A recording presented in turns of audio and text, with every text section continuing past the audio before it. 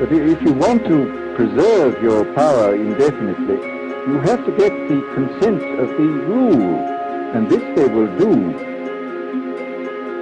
Everything out of the ordinary is to be reported.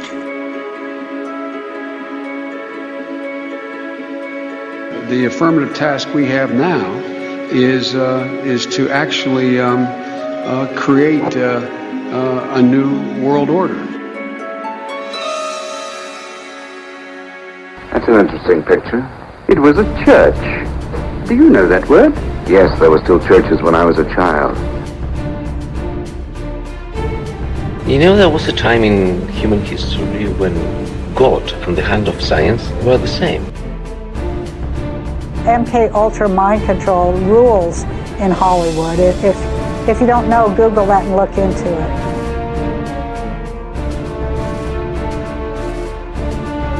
Some of the names of criminals is hardly informing. They're not criminals, Musala. They're patriots. Patriots, like patriots!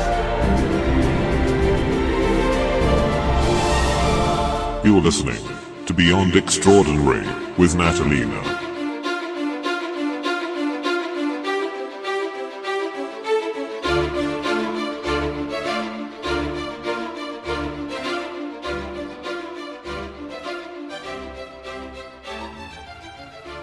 Should an old acquaintance be forgot and never brought to mind?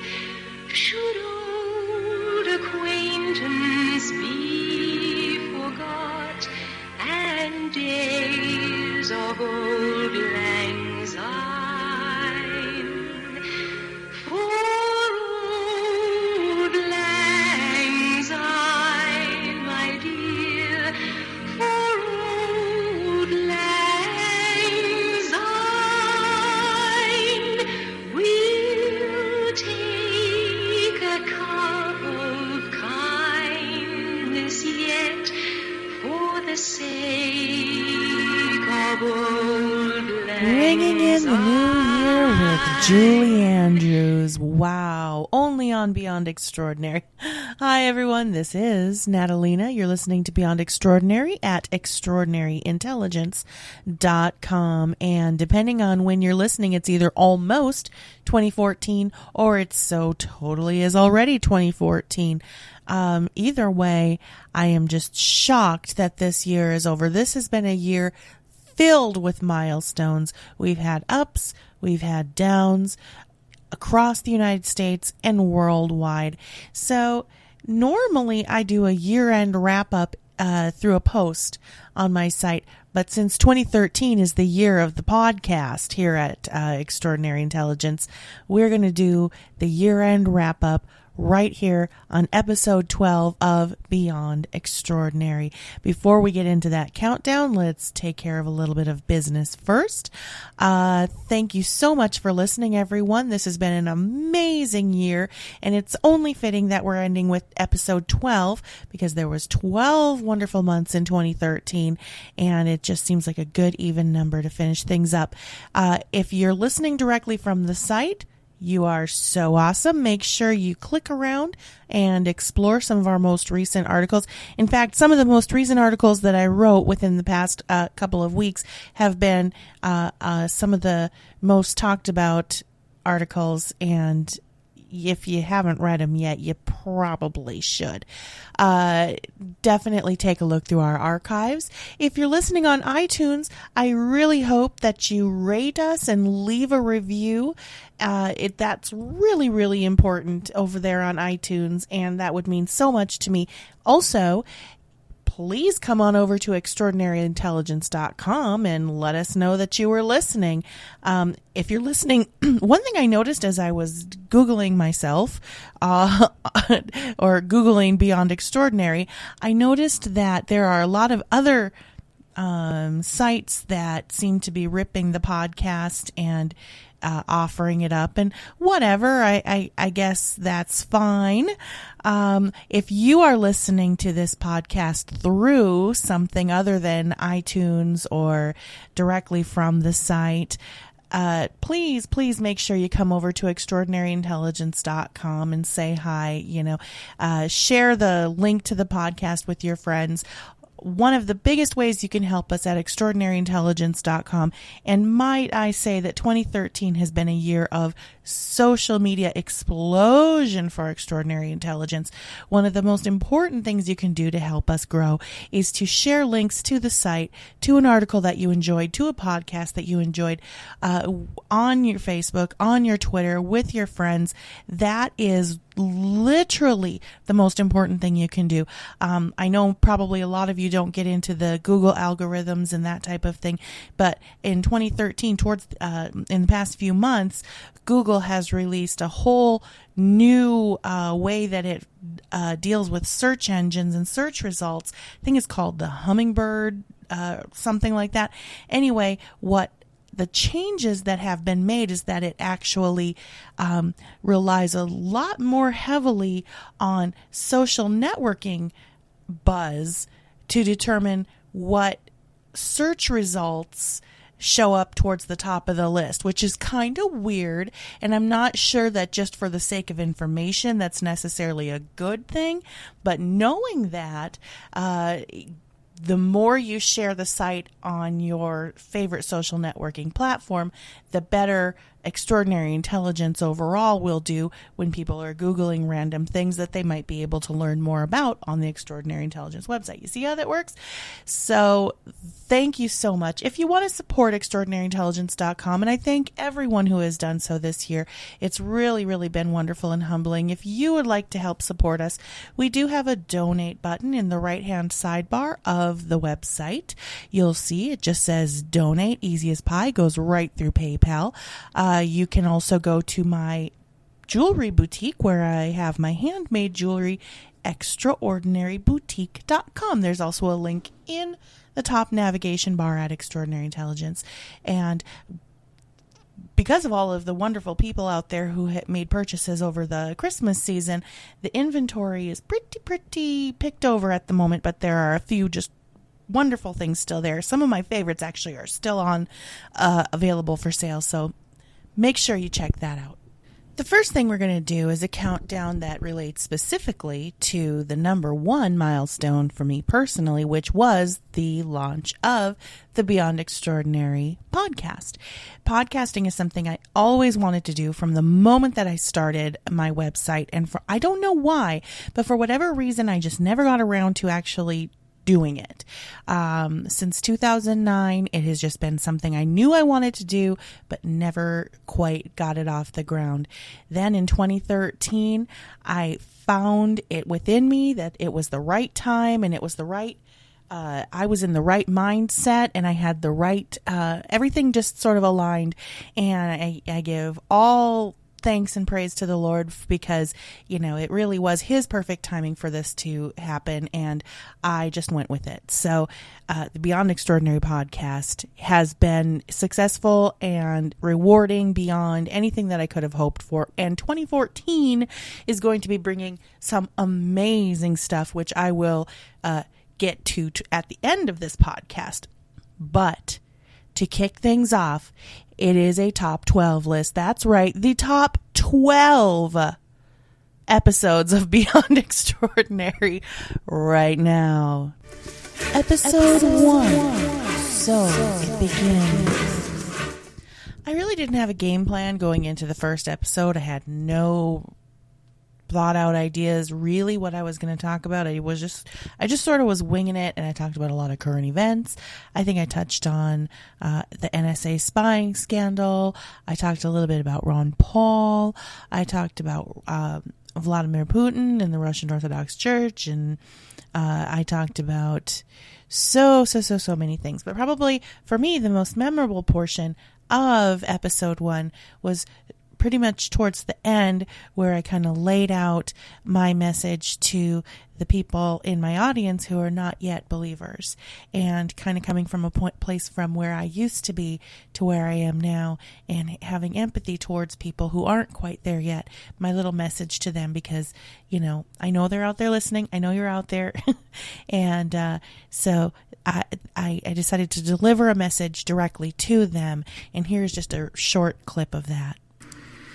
In fact, that guilt and that shame that you're feeling, even though you're probably outwardly saying that you are reveling in this rebellion and whatever it is that you're doing, and it's all cool, and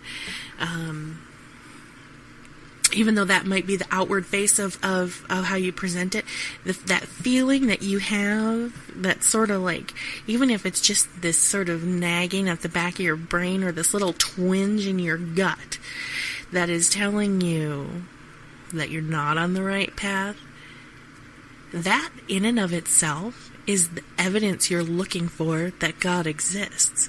Because if your philosophy says that what you're doing is justified, but your heart says that it's kind of really wrong, what explanation is there other than the fact that you are being convicted to the fact that these things that you're doing aren't the path that you're supposed to be on? But the good news is that He loves you so much that He sent His Son. And this is really interesting. He sent His Son to die in your place.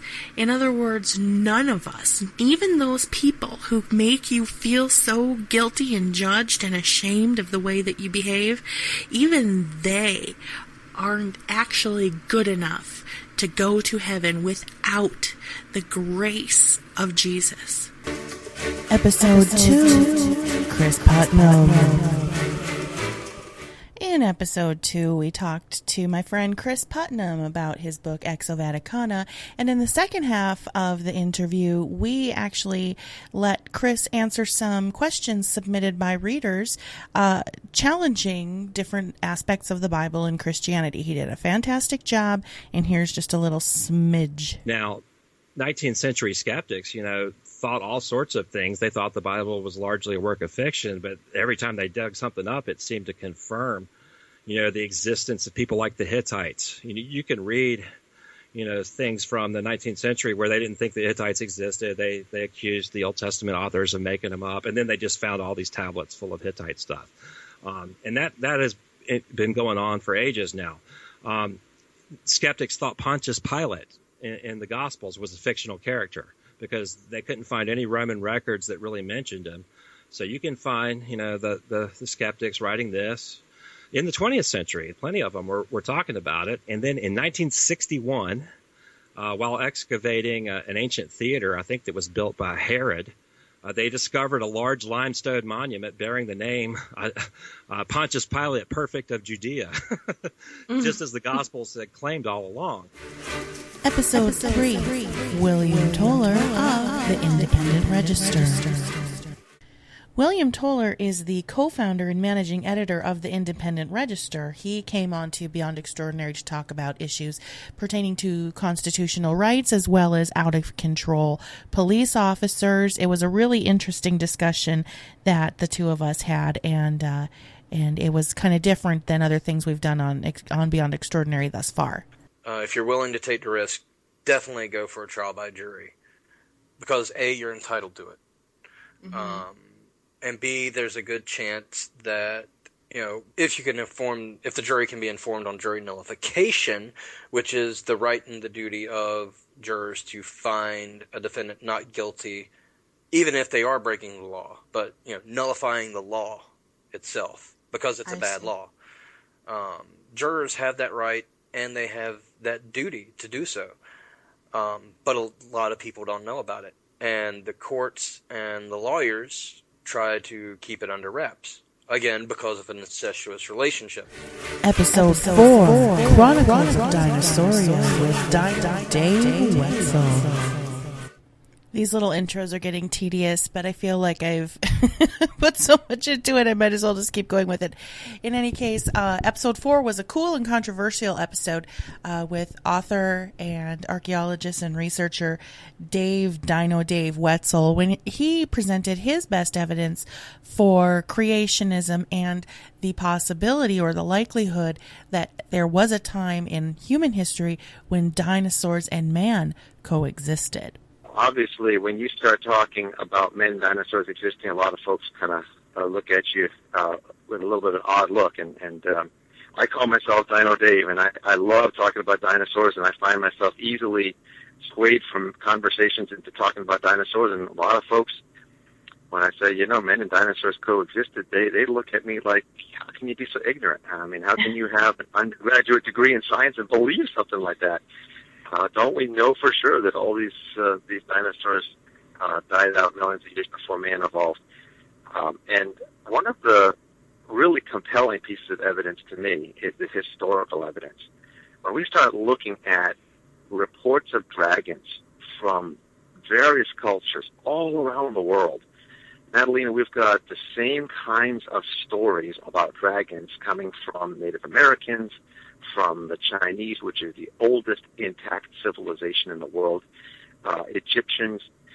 All these different civilizations are telling these stories about dragons, and they didn't interact, as far as we know. And so why would they all come up with these similar stories about these great reptiles? Episode 6, Basil and Gone of Canary Cry Radio. Basil and Gons of Canary Cry Radio. That was a really fun interview in episode 6, and shortly after we recorded that, I got a chance to be a guest on their show. We talked about a little bit of everything. Here's just a taste. Okay, this is Basil here. Well, I was born to a couple of very, very nice wolves in the prairies of Montana. Raised, didn't really speak a very good English, mostly just grunts and barks and things like that. Wolfish. But yeah, right. And when I got a little bit older, I got sent off to boarding school, and that's where I learned English as a second language, and continued on and met Gons, and the rest is history. Very Jungle Book-esque story. Yeah, I'm still having some copyright battles with them. Episode 7, Astronomical Audio Anomaly. Episode 7 was one of my absolute favorites. I played a bunch of audio clips of some just weird sounds that were captured by NASA in outer space. Sounds that to this day cannot really be fully explained. And man, it was just a really fun and cool episode. And it actually remains one of the most popular that we've done to date. And during this conversation that they're having, a very peculiar sound interrupts their conversation, and you'll notice that Charlie Duke in Houston is baffled by it, and it seems to catch him off guard, and he actually sort of implies that they sound like voices that were coming from Apollo 11. And I'm going to play you the whole section here, and then we'll come back and discuss it a little further.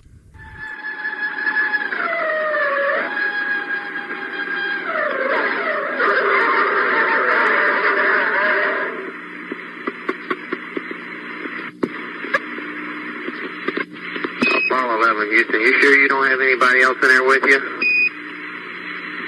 Houston, Apollo 11, say again, please. We had some strange noises coming down on the downlink, and sound like you had some friends up there. Where'd the white team go during their off hours anyway? Say again?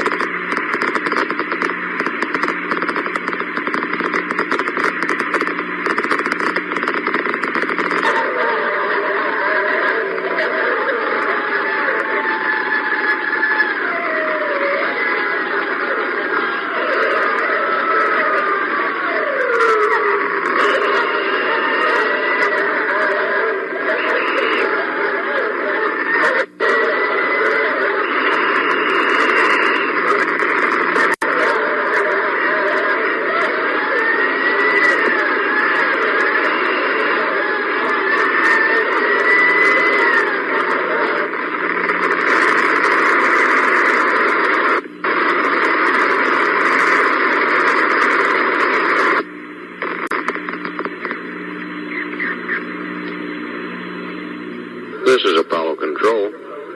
Still no explanation.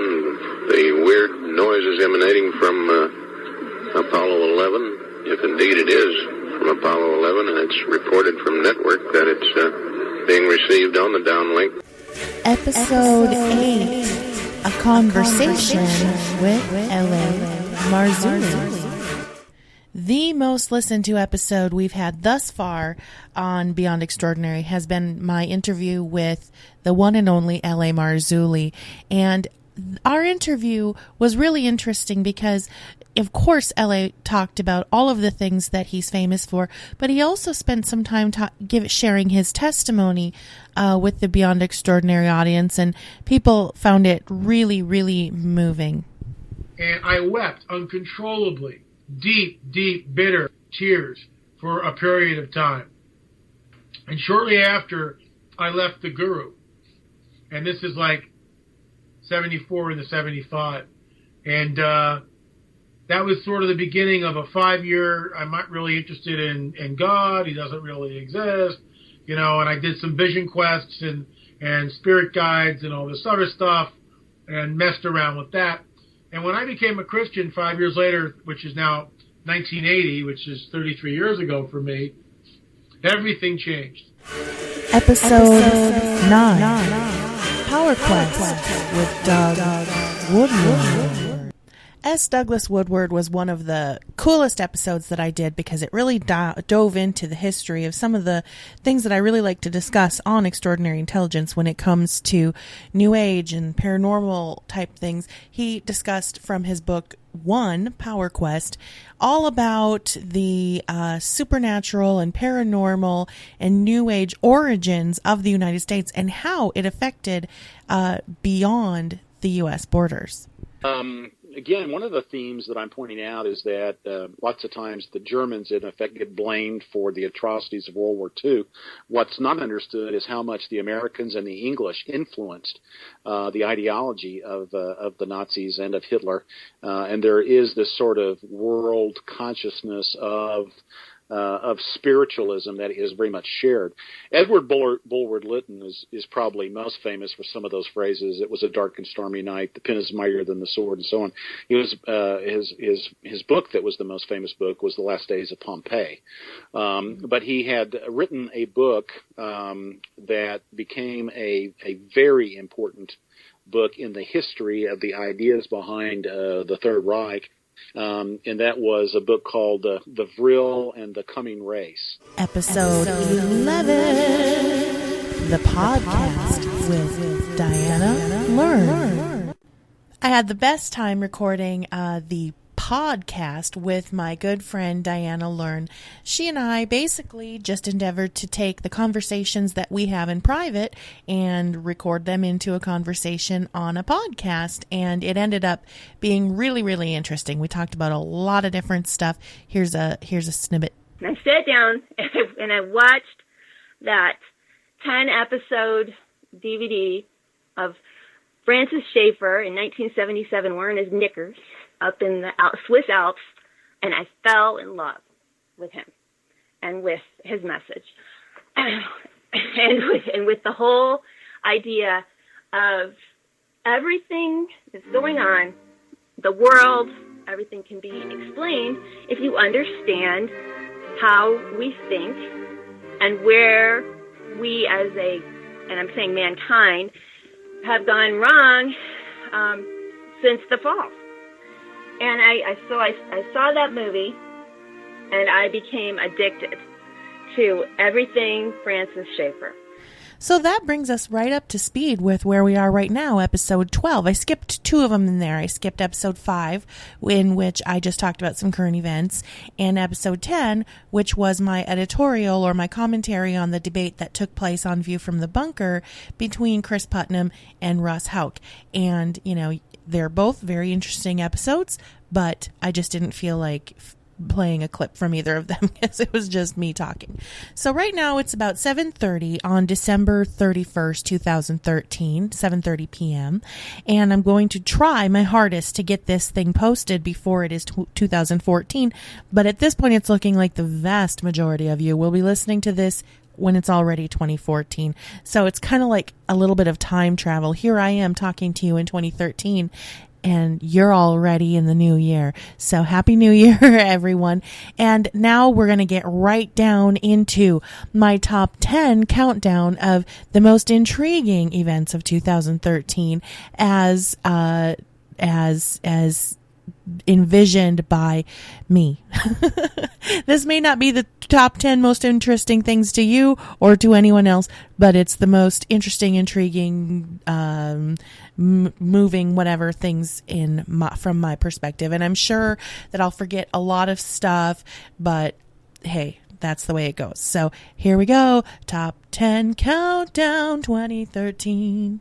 2013 was kind of the year of doom, and I don't necessarily mean that in that there was a lot of doom that happened, but more so that I noticed more than any year previous how many people were expecting impending doom in 2013, and perhaps it was a little bit of the December 21st, 2012 fatigue, or people weren't ready to let that go, and so they rolled it over into 2013. I don't know. Seems like we're always sort of hungering for some sort of crisis in a sort of macabre way. But I think that in the face of disaster, we should take a page from something that happened in the 1970s, where they took something that could actually spark some fear in people and made it one of the more pleasant things I've ever heard. This is a test. For the next 60 seconds, the station will conduct a test of the emergency broadcast system. This is only a test.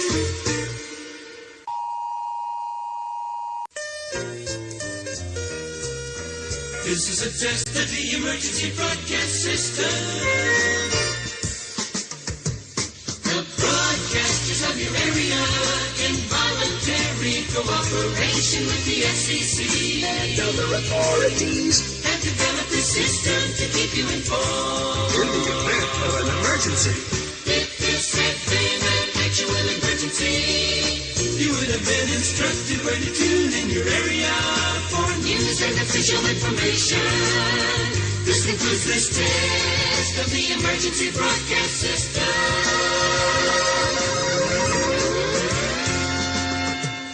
Number 10 on my list of the most interesting or noteworthy things of 2013 is the notorious Miley Cyrus and her freakish display at the MTV Video Music Awards. I won't spend a whole lot of time talking about Miley because haven't we really spent enough time on that? But what I will say is she is one of those disasters that actually did happen in 2013. And it really doesn't show any signs of slowing down. So number 9 is actually far more interesting and actually a little bit more pivotal for the human race.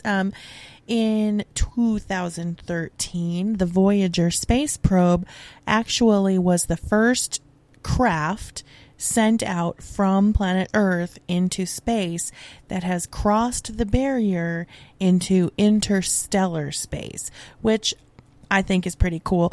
If you want to know more about that, I spend a lot of time talking about it in episode 7 of Beyond Extraordinary, where we talk about some of the crazy stuff that was actually on board Voyager that is now out there in interstellar space. And the way that we know that Voyager crossed over was because it sent back this sound to Mission Control or Space Command or whatever. Maybe I watch too much sci-fi. I don't know if that's what it's really called, but to Earth. And this is the sound that they received that apparently is the first sound of interstellar space.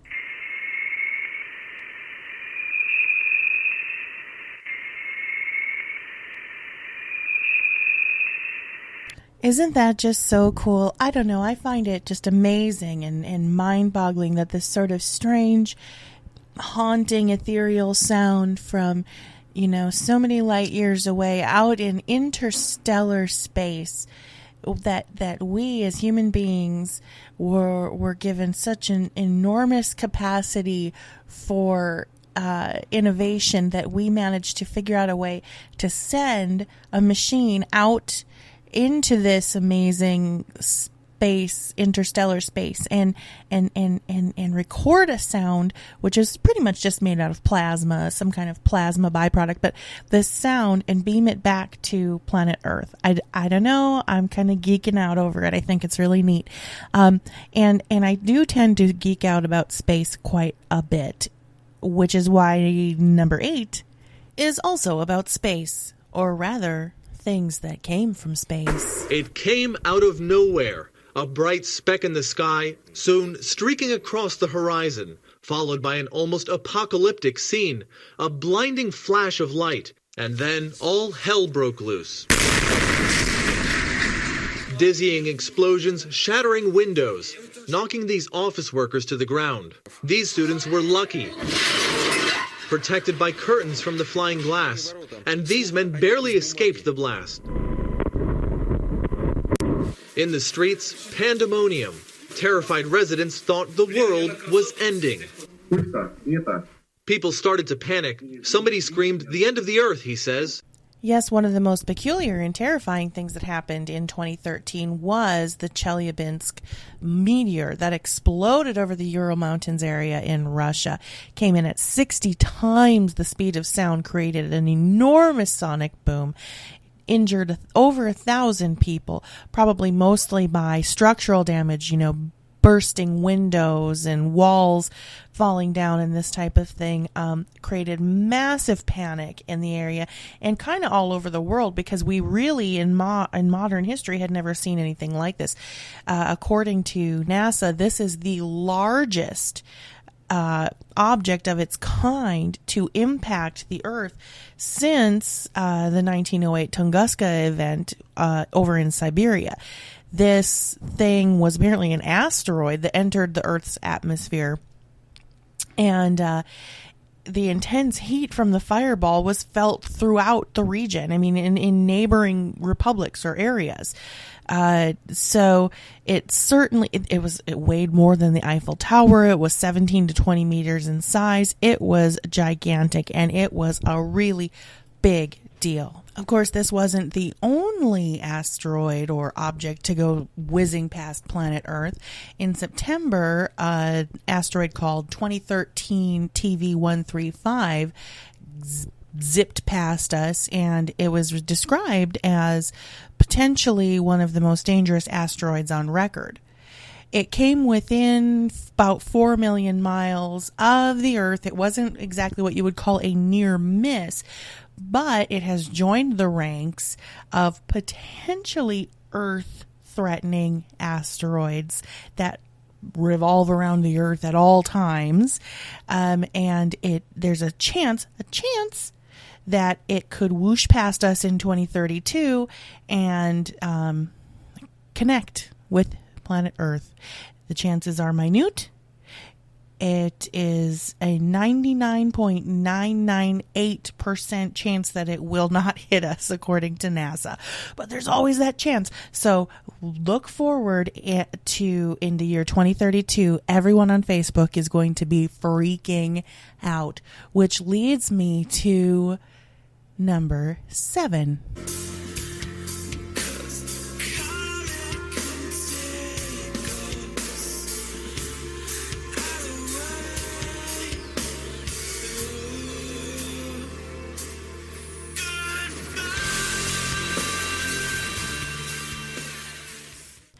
Oh yes, the comet that promised to come and take us all away, Comet Ison.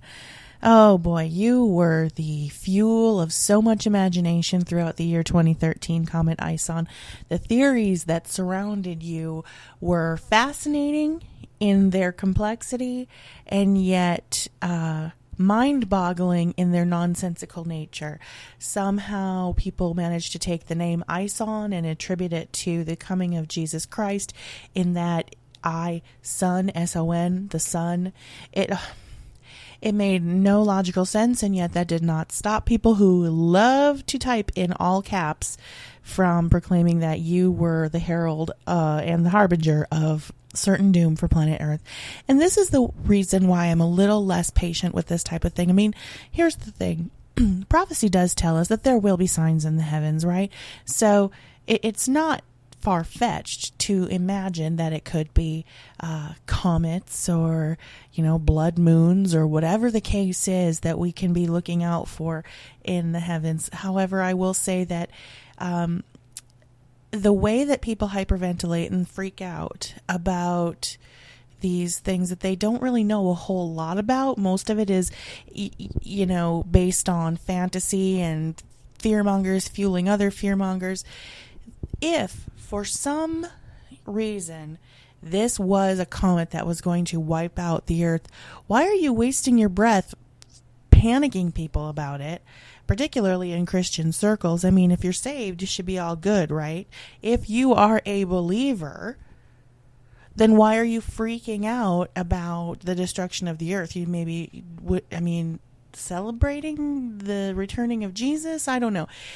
It seems like such a senseless thing to get all worked up about. But as I say, every comet that's come before it, has been a major bummer. I remember, what was it, last year or the year before, Comet Elenin had everyone spazzing out, and it resulted in big old nothing. And so, like all of its previous predecessors, Comet Ison went whipping around the sun and reemerged as a little baby comet speck, and was majorly disappointing to a lot of people who thought this was it. Comet Ison, in like a lion, out like a mosquito.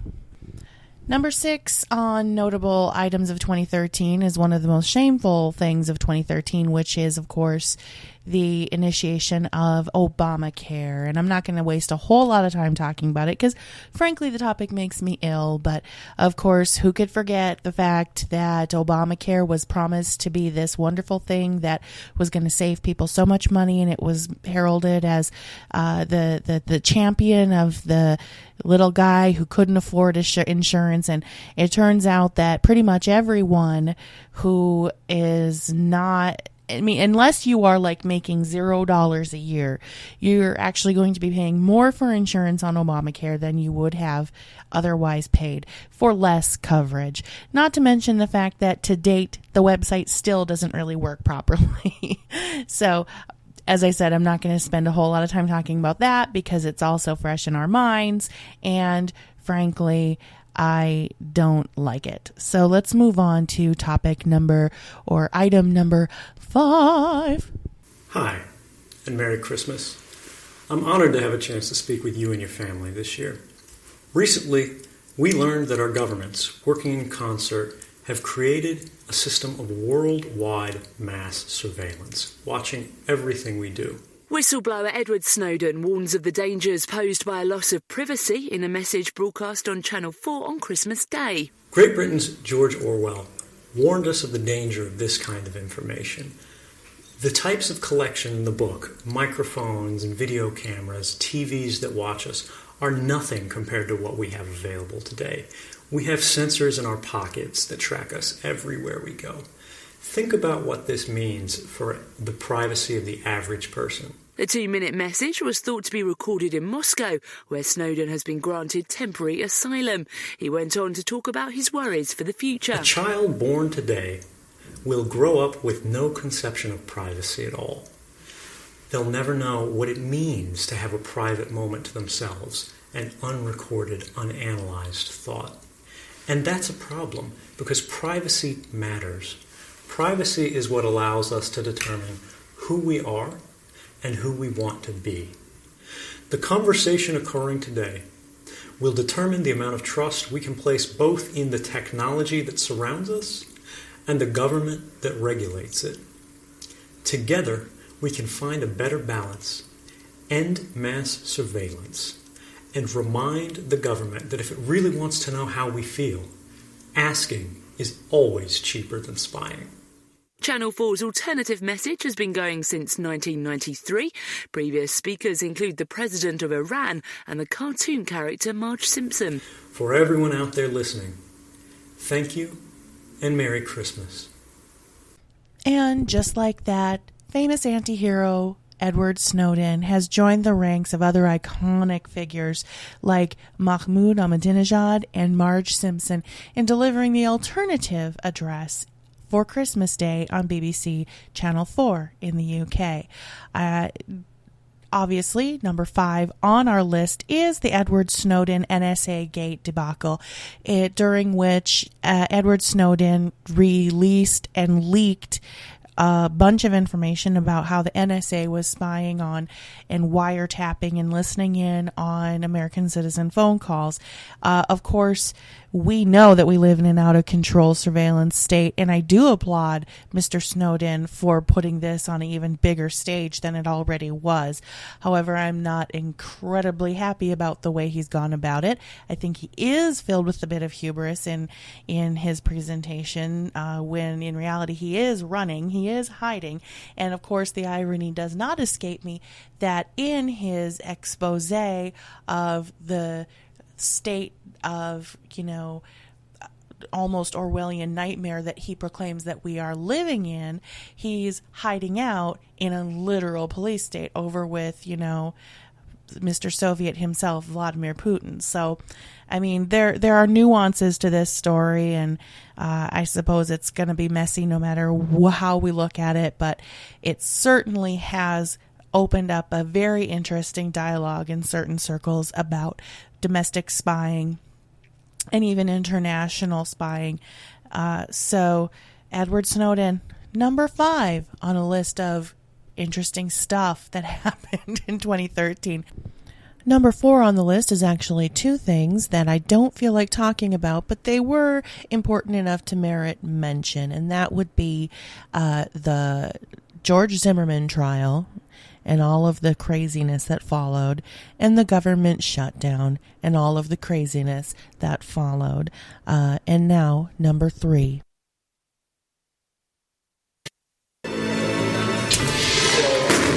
Terror at the Boston Marathon. Twin explosions shatter a celebration, turning a day of joy into a deadly nightmare. Leave the area immediately. I literally saw the garbage barrel explode. And I saw the flash, the fire, the smoke, and I just ran as fast as I could. The finish line of this iconic event, a scene of horror. And I looked over and saw just a pile of bodies. The worst thing I think I've ever seen in my life. The Boston Marathon tragedy, of course, will be looked at as one of the lowest points of 2013 and one of the most heinous acts of terrorism ever to take place on American soil. The tragedy will be looked at with sadness from a number of angles. First and foremost, because of the people who were killed and lost their lives. That is the most tragic thing that happened that day. But there are other reasons to look back upon this incident. Incident is such a horrible word. It was a tragedy. It was a murder. It was a mass murder. But there are other reasons to look back upon this with sadness. And one, I will say, is because of the way conspiracy theorists ran wild with this. Now, I am not sitting here saying that there was nothing fishy about what happened that day in April when 2 bombs exploded at the Boston Marathon, but I will say that it was one of the most blatant examples of watching people's imaginations run wild on very, very, very little evidence. Accusations of those people weren't really injured. There was fake blood. That guy had a fake leg. They were all actors. None of it rang true. The thing about how the Family Guy cartoon was a foreshadowing of the events at the Boston Marathon, which, again, if you saw that Family Guy episode, the clips that were going around the internet were all edited. It wasn't true. In fact, I was flipping through the channels the other day, and that episode of Family Guy was actually on, and I think they had for a long time pulled it off the air. They must have just silently introduced it back to being aired, but I recognized a little clip of it because I had seen it passed around Facebook so much, so I actually sat and watched it for the opportunity to see the full cartoon in context, and it in no way, shape, or form was a foreshadowing of the Boston Marathon. That was a complete fabrication. It troubled me the way people would take these pictures of people who had limbs torn off and tendons hanging out, laying in a puddle of their own blood, and then laugh about it and say, oh, they're just faking it. That's not real. That didn't really happen.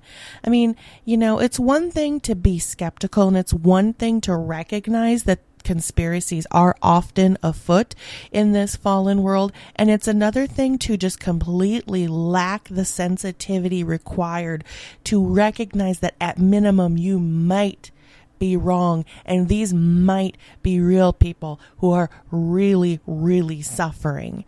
And that is something that I've seen it happen in a number of other incidents that have happened in 2013, but this one, it really, really spoke to how out of control people can get with their imaginations or their desire to prove that absolutely everything is fake and absolutely everything is a grand conspiracy. As I said, I'm not sitting here claiming that there wasn't something fishy happening in the background with the Dzhokhar and Tamerlan. I'm not even going to attempt Tsarnaev or whatever their last names, but I'm not saying that there wasn't something fishy going on there. There is ample reason to suggest that there's more to the story than we know. I mean, my heavens, they just released that Dzhokhar claims that he was hearing voices at the time of the Boston Marathon bombings, and that seems to be a common thread throughout a lot of these other tragedies, whether it's the Batman movie shooter or the Sandy Hook or the Naval Yard shooter that just happened this year, or the woman who drove her car up to Washington, D.C. with her child in the car and ultimately got shot and killed. There is a common thread of people who say that they're hearing voices or that they believe that that someone was trying to manipulate them or control them. These are things worthy of speculating on, and whether there's truth to it or not, I don't know, but it's worthy of thinking about. I mean, there's also the possibility that people who are capable of carrying out acts of extreme violence and evil, they may be prone to have a little bit of crazy in them too. You know what I mean? Not to make light of the situation, but if you're capable of being a mass murderer, maybe it's not so hard to believe that you might be a little schizophrenic or something, But so these are all things to think about, but not necessarily go out of control with. One of the most disturbing things to me about the Boston Marathon situation is what happened in the aftermath when they were searching for the boys who carried this out. Now, this I think it does exemplify something that people who follow alternative media and alternative views should really had the right to comment on, and that is the fact that this entire town was completely shut down by the U.S. government. People were told to shelter in place, and the military was brought in, and for that period of time, almost 24 hours, or was it more than that? I can't remember now. People were under martial law as the combined efforts of the police force and the National Guard, etc., were searching for these two young guys. Some of the footage that came out of that was very disturbing, and the way that people were allowed the authorities to tell them to where they could move and what they could do, and when they could come in and when they could go from their own homes, allowing them to come in and raid their homes, putting their hands over their heads and stuff. That kind of thing was very disturbing to me. And I did comment on it at the time, and I do maintain that maybe while I don't necessarily buy that this entire tragedy was staged just as a martial law drill, like some people are saying, I will say that they took the opportunity of this tragedy to try out some of the police state type tactics that they wouldn't otherwise have had the opportunity to do. I mean, let's face it, it's no secret that horrible things happen and governments use and manipulate those events for their own benefit. Rahm Emanuel, Obama's former chief of staff, Rahm Emanuel, famously said, "You never let a serious crisis go to waste." And what I mean by that is an opportunity to do things that you could not do before. So, I mean, clearly it is something that we should keep an eye on, and there's a fine line between allowing authorities to do their job and allowing them to completely take over your life and enforce these things like shelter in place, that are terms that really aren't often heard from the military towards civilians, right? So it was a scary time all around. And I guess one of the kids ended up getting shot and the other one is still alive. And I guess we'll just see. I haven't heard a whole lot about him going to trial or what's going to come of that. I'll have to look into it a bit more. I did read somewhat recently that it was revealed that he claims he was hearing voices at the time. And that is the most recent news that I've heard on Jokar's health and when, being interviewed and this type of thing. I don't know. I'll have to look into it, but definitely merited a place on this list just for the impact that it had on the United States as a whole. Moving on to number 2 on our list of intriguing things from the year 2013, which, by the way, is history. I thought I would have this out by yesterday, but here I sit on January 1st, 2014, finishing up. And, I'm okay with that. So Happy New Year, everyone. Anyway, number 2 on my list is something that maybe didn't impact you at all in 2013, but it did impact me on a emotional and intellectual level, and many of the people who travel in my same circles were affected by this. So because this list is things that are noteworthy in my brain, I'm including this in the list, and that is the rise of the Hebrew Roots movement. Now, in fairness, there are a lot of people who I would designate as Hebrew Roots who do not see themselves as such. And I guess that's okay. However, I tend to use the term in reference to people who sort of share a common philosophy that as Christians we are still to follow the law of the Old Testament, and that Christ's sacrifice was not sufficient to free us from the law. Whereas I believe that when Jesus said, "It is finished," he meant it. Oh, my voice was going a little bit there.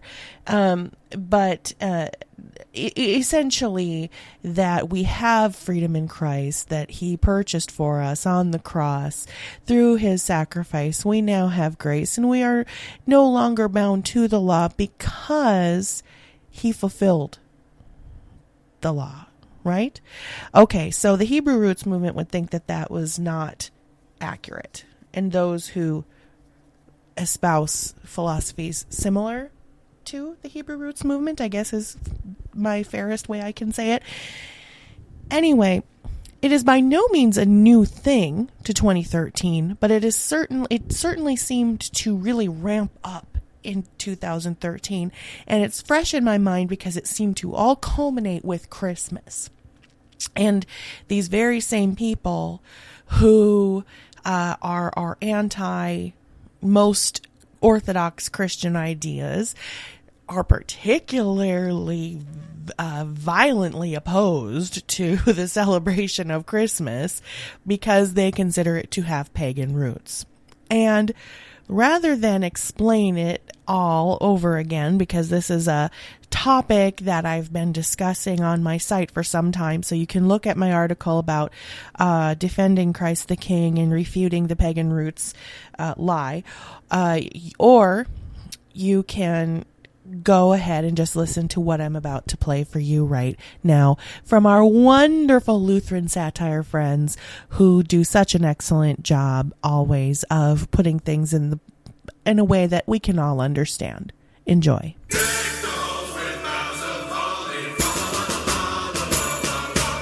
Well, thanks to all of you for coming out to our service this morning, and I pray that the rest of this Christmas day is wonderful for each and every one of you. Not so fast, preacher man.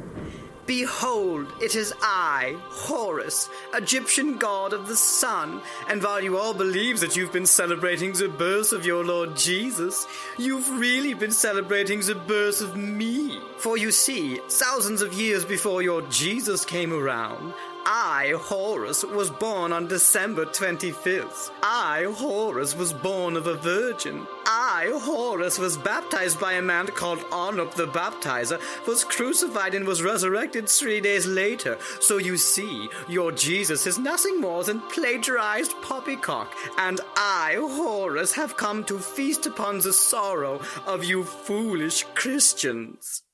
Yeah, none of the stuff you just said is true. Yes, it is. No, there's no reference in Egyptian mythology to Horus being crucified or resurrected 3 days later. There's no documentation anywhere for the existence of a figure named Anup the Baptizer. Horus's mother was not a virgin woman, but the goddess Isis, and there is no specific date anywhere tied to the birth of Horus. I'm pretty sure there is. Actually, no. All of these claims and many others indicating that early Christians yoinked the mythology of Horus and stuck it on top of Jesus were all completely made up by Gerald Massey, a 19th century cuckoo banana-bird self-taught Egyptologist who never provided the slightest shred of evidence for any of these claims and who was laughed out of the room by every serious Egyptologist on the planet. So thank you very much for your attempt to ruin our celebration of Christ's birth, but I'm afraid we're all still having a very Merry Christmas, Horus. Horus? Did I say my name was Horus? No. What I meant to say was, behold, it is I, Mithras, Roman cultic god of the something, and while you all believe that you've been celebrating the birth of Jesus, you've really been celebrating the birth of me. For you see, I, Mithras, was born of a virgin. I, Mithras, had 12 disciples, and I, Mithras, gave those disciples a meal consisting of my body and my blood. Sound familiar, Christian dummies? Actually, Mithras was born from a rock, not of a virgin. He had 2 companions, not 12 disciples, and the Mithraic meal was one he shared with the sun god, where they feasted not on his own flesh, but on the flesh of a bull. But even if those claims were true, Christians were already confessing the virgin birth, recognizing the 12 apostles, and celebrating the Lord's Supper before they ever encountered any Mithraic cults. So I'm afraid that you've taken neither the holly nor the jolly out of our Christmas, Mithras. Oh, you must have misheard me. I'm not Mithras. I'm, Quetzalcoatl, Aztec god of the wind. And while you all think that you've been... No Christian on the face of the planet ever heard of Quetzalcoatl until the 16th century. Well, then I'm Balder, Norse god of the... There were 193 popes before Balder's mythology was actually written down. Then I'm Horus, Egyptian god of the sun. You already did that one.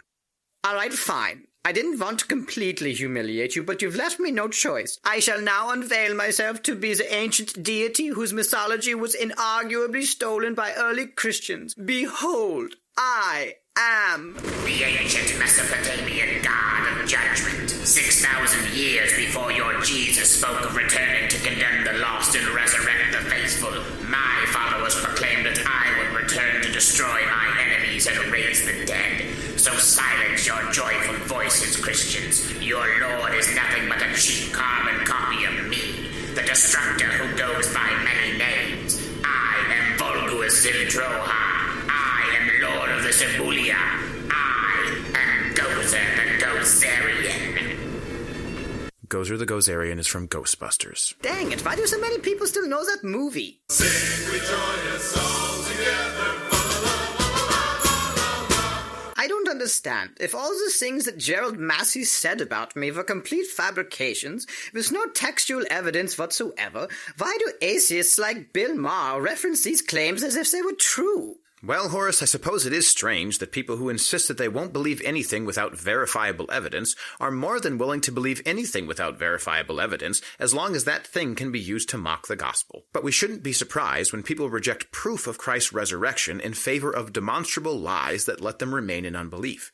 After all, Jesus did say, if they do not hear Moses and the prophets, neither will they be convinced if someone should rise from the dead.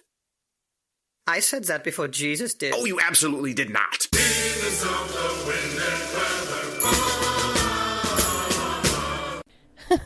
That is just my absolute favorite. I think they did such an excellent job laying all of that out for us. And now you may ask, what that little bit of satire seemed to attack primarily the atheist notion that Jesus was a copycat Messiah, but it applies in reference to people who are part of the HRM or who adhere to many of the philosophies of the Hebrew Roots movement, because they too believe that much of what Orthodox Christians believe and adhere to has pagan roots. They apply it to the Trinity. They apply it to our celebrations. They apply it to Christmas. And they use the very same false and debunked philosophies to claim that these things are so. They use Massey. They use Hislop. They use Archaea S. And all of these quote-unquote scholars who are thoroughly debunked by both secular and Christian scholars and theologians, they use those same debunked sources to prove their point as the atheists do. So the point that I've tried to make is that it seems if you are aligning yourself with the faulty philosophies of people whose goal it is to debunk the existence of Jesus himself, you should probably take a moment and look at yourself, look at what it is that you are espousing, and consider whether or not the spirit in which you use those platforms has anything in common with the spirit attached to the dogmatic atheists who would love nothing more than to make Christians look foolish by using sources that have no basis in any real historicity or Christology. It's frustrating beyond belief, because before I was a true believer, I believed many of those same things. And I didn't do the research. I just accepted it. I accepted when someone told me that all of these sun gods shared similarities to Jesus Christ, that it was true. So while the Hebrew Roots movement isn't using all of that to deny the existence of Jesus, they do take bits and pieces of it to deny Christian tradition and to deny Christian orthodoxy. And it is a very, very, very slippery slope, and it is not a topic that I'm going to shy away from in 2014. Number one. Huge headline right now. We see Pope Benedict XVI just moments ago making this historic announcement. He's speaking in Latin to a group of cardinals and announcing his resignation. After having repeatedly examined my conscience before God, he said, I have come to the certainty that my strengths due to an advanced age are no longer suited to an adequate exercise of the Petrine ministry. I am well aware that this ministry, due to its essential spiritual nature, must be carried out not only by words and deeds, but no less with prayer and suffering. The last pope to resign was Pope Gregory XII. That was almost 600 years ago. Benedict's decision to resign sets the stage, of course, for the Vatican to hold a conclave to elect a new pope by mid-March.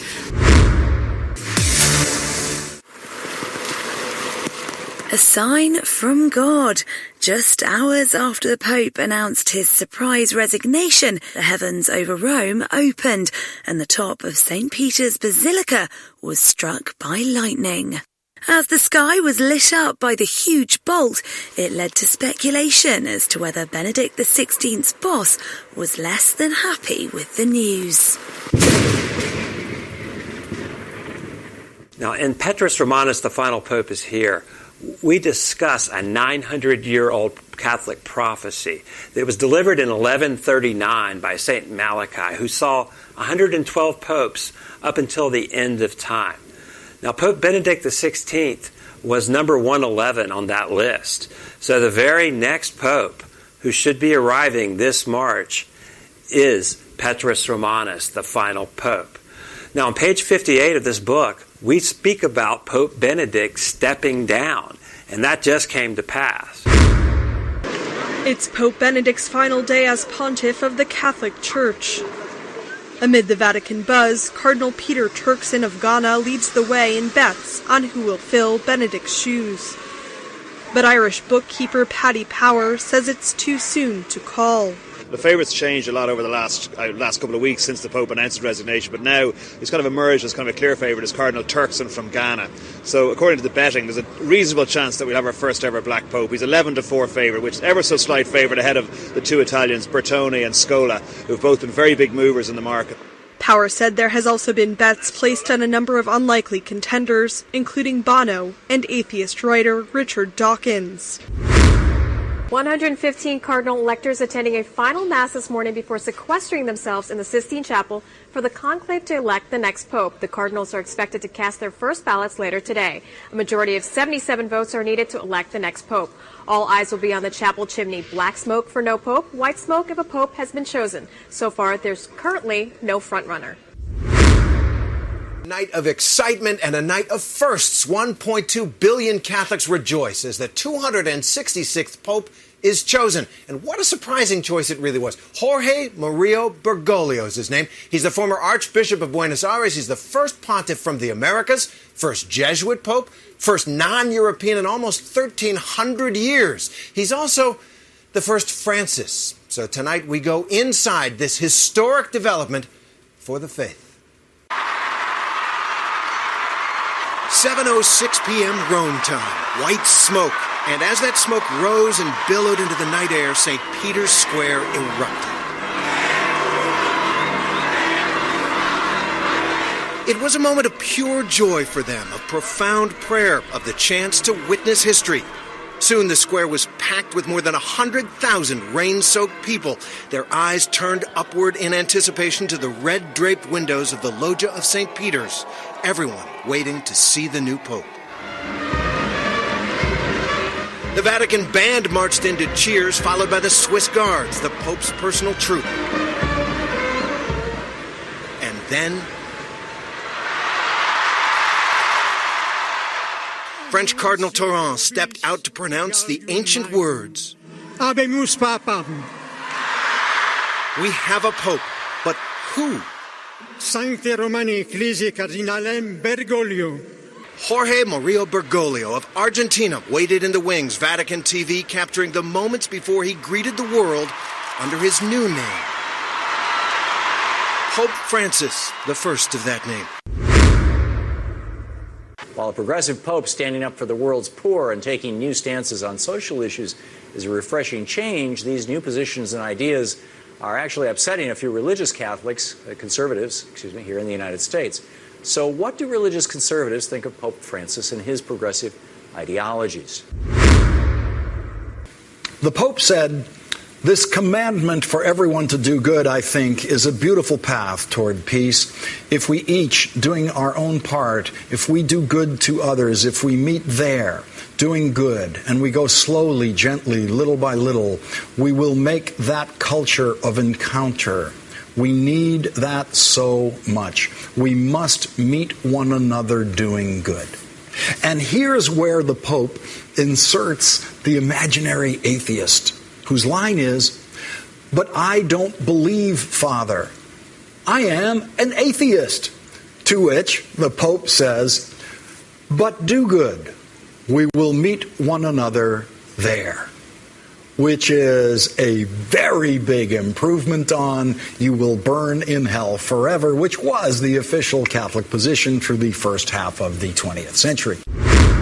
Yep, Pope Francis said that atheists are still eligible to go into heaven. Yeah, and to return the favor, atheists said that popes are still eligible to go into a void of nothingness.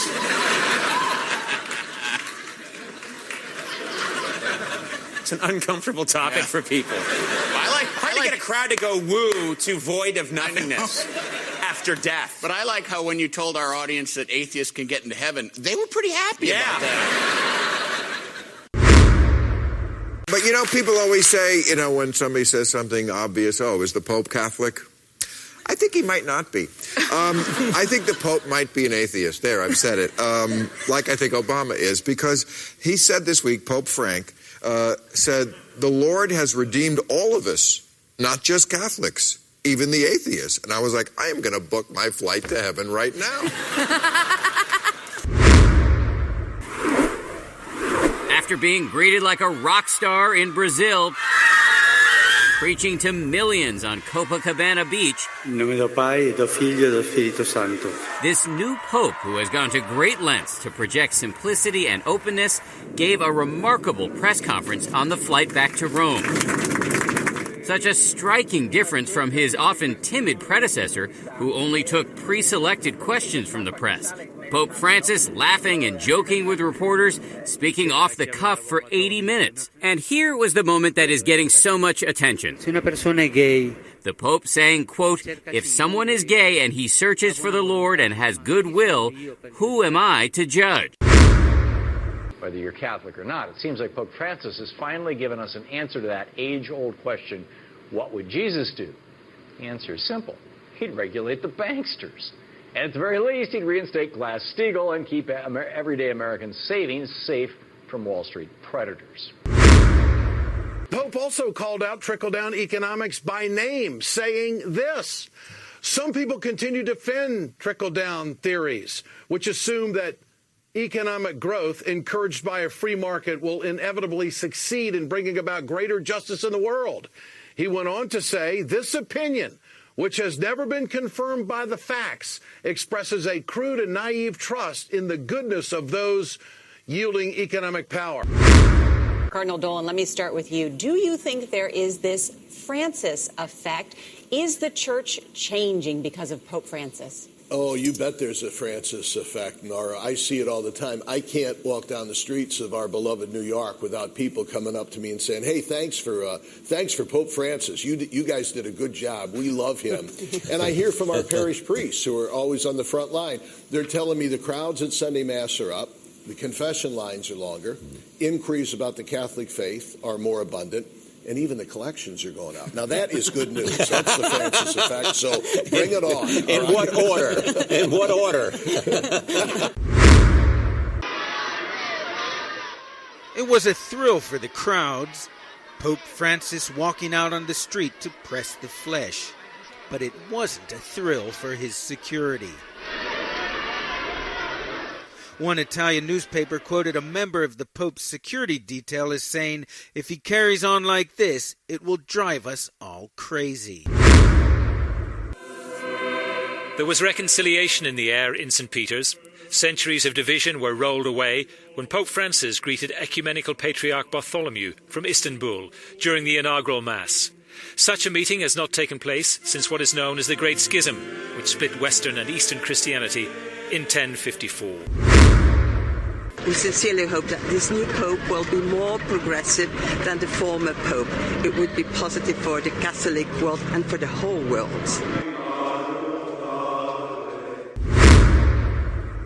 Israel's prime minister visits the Pope. It's the first time Benjamin Netanyahu and Pope Francis have met face-to-face, and they did discuss the very thorny issue of Israeli-Palestinian peace talks. It must have been quite a chat list.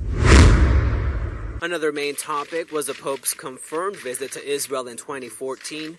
The Vatican said the dates wouldn't be announced until after a special advance team traveled to the Holy Land to assess the logistics.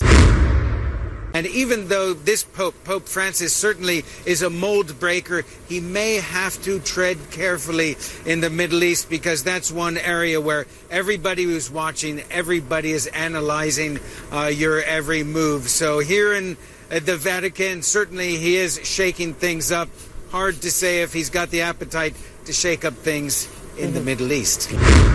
I'm Nancy Gibbs. I'm the managing editor of Time, and the person of the year for 2013 is Pope Francis. I'm here with Radhika Jones, the deputy managing editor who ran the whole POY process. So, Radhika, why the Pope? The Pope came onto the scene in March with this kind of almost, it was like fanfare and also the opposite of fanfare. He immediately made his presence felt in a way that seemed different from popes in recent memory. He's now head of the Catholic Church, 1.2 billion strong followers, and the largest ongoing historical institution in the world. So he's in a position of immense power. With the surprising resignation of Pope Benedict XVI earlier in the year and the eventual election of Pope Francis, or Jorge Bergoglio, as he was formerly known, to be the Supreme Pontiff, I've determined that the number one most interesting story of 2013 is all about the Pope. And it seems I'm not the only one, considering, he's Time Magazine's Person of the Year. And, as soon as he got elected, Time Magazine put him on the cover and had an interesting headline that simply read, "New World Pope." Read into that what you want. It has captivated people worldwide for positive and negative reasons. I don't know that we've had this much public discussion about what the Pope of the Catholic Church thinks on a variety of issues, but he's really weighed in and made some very controversial statements about social issues, about capitalism, about salvation, and all of it seems to point to the fact that this Pope, being a Jesuit, first of all, which makes him unique in all of the history of popes, that he is different in other ways too. When I interviewed Chris Putnam, way back in episode 2, I asked him exactly what he thinks about the role that this Pope is going to play in history, and he had a relatively strong opinion. Let's have a listen. It's really just based on, in the book of Revelation, it describes this false prophet in apocalyptic symbolism, but it says he has horns like a lamb, yet speaks like a dragon.